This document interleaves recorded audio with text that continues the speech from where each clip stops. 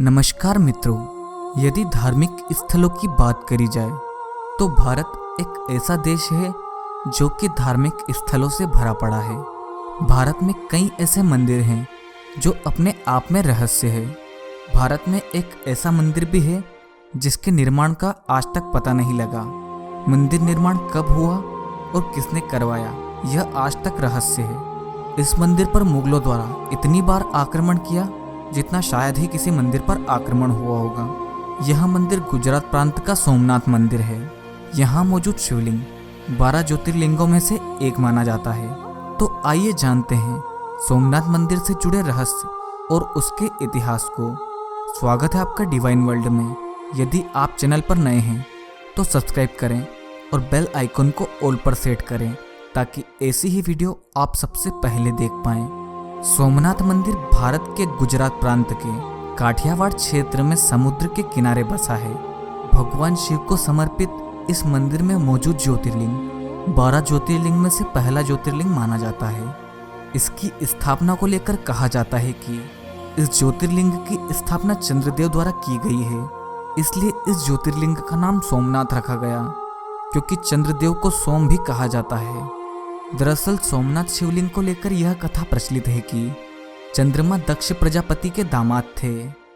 प्रजापति जी की 27 पुत्रियों का विवाह चंद्रदेव से हुआ था, परंतु चंद्रदेव केवल अपनी पहली पत्नी रोहिणी से प्रेम करते थे। अन्य पुत्रियों ने अपना दुख अपने पिता प्रजापति जी को बताया। प्रजापति जी ने चंद्रमा को कई बार समझाया, पर चंद्रमा जी नहीं समझे। अतः चंद्रमा ने प्रजापति जी की बात की अवहेलना की। इसलिए प्रजापति जी ने चंद्रमा को श्राप दिया कि तुम्हारी चमक और शीतलता दिन प्रतिदिन घटती जाएगी। अतः श्राप से मुक्त होने के लिए चंद्रदेव ने इसी स्थान पर शिवलिंग की स्थापना की और चंद्रदेव ने यहाँ भगवान शिव को अपना नाथ स्वामी मानकर तपस्या की थी। इसलिए यहाँ मौजूद शिवलिंग को सोमनाथ कहा जाता है। सोमनाथ ज्योतिर्लिंग की महिमा का वर्णन महाभारत, भगवद गीता और स्कंद पुराण एवं शिव पुराण में विस्तार से मिलता है। भारतीय उपमहाद्वीप के पश्चिमी क्षेत्र अरब सागर के तट पर स्थित आदि ज्योतिर्लिंग श्री सोमनाथ महादेव मंदिर की छटा निराली है। यह तीर्थ स्थान देश के प्राचीनतम तीर्थ स्थानों में से एक है और इसी महिमा के चलते मुगलों ने इस मंदिर पर कई बार आक्रमण किया और मंदिर की संपत्ति को लूटा। कहते हैं कि अरब यात्री अल बरूनी ने अपने यात्रा वृतांत में इसका विवरण किया था, जिससे प्रभावित होकर महमूद गजनवी ने सन 1025 में मंदिर पर हमला किया। गजनवी ने मंदिर की संपत्ति लूटी और उसे तकरीबन नष्ट कर दिया। उस मंदिर की भव्यता को लेकर बताते हैं कि करीब 5000 लोगों के साथ गजनवी ने सोमनाथ मंदिर पर आक्रमण किया था। मंदिर की रक्षा करते हुए हजारों निहत्थे मारे गए।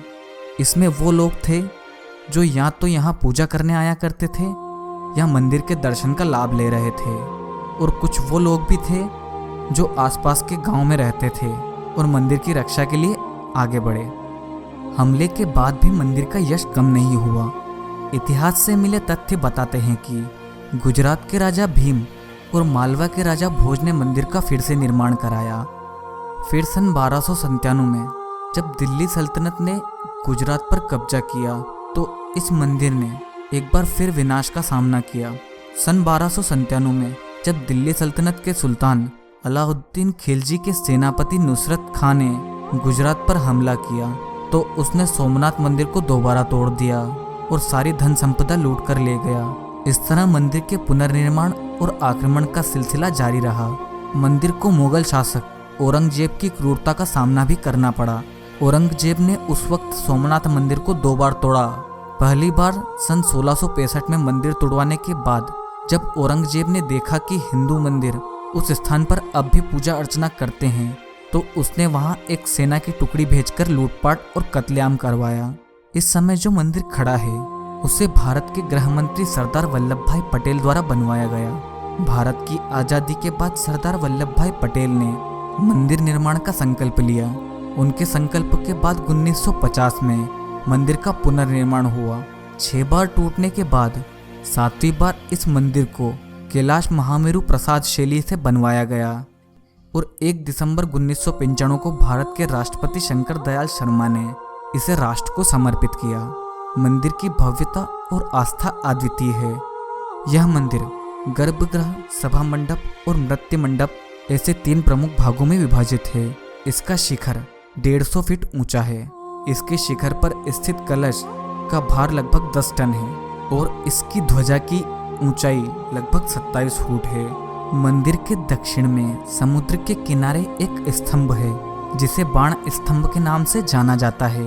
इसके ऊपर तीर रखा गया है जो यह दर्शाता है कि सोमनाथ मंदिर और दक्षिणी ध्रुव के बीच पृथ्वी का कोई भाग नहीं है। यहाँ पर 3 नदियाँ हिरण, कपिला और सरस्वती का संगम है और इस त्रिवेणी में लोग स्नान करने आते हैं। इतने आक्रमणों के होने के बाद भी मंदिर की आस्था पर तनिक भी प्रभाव नहीं पड़ा और आज भी सोमनाथ मंदिर विश्व प्रसिद्ध धार्मिक स्थलों में से एक है। यह मंदिर इस बात का प्रतीक है कि चाहे बुराई कितनी ही ताकतवर क्यों ना हो, उसे अच्छाई के सामने झुकना पड़ता है। यह मंदिर धार्मिकता का अनूठा उदाहरण है। उम्मीद करता हूँ आपको ये वीडियो पसंद आई होगी। ऐसी ही रहस्यमय और रोचक जानकारी हम आप तक लाते रहेंगे, तो सब्सक्राइब करें हमारे चैनल को और कमेंट करना ना भूलें। धन्यवाद।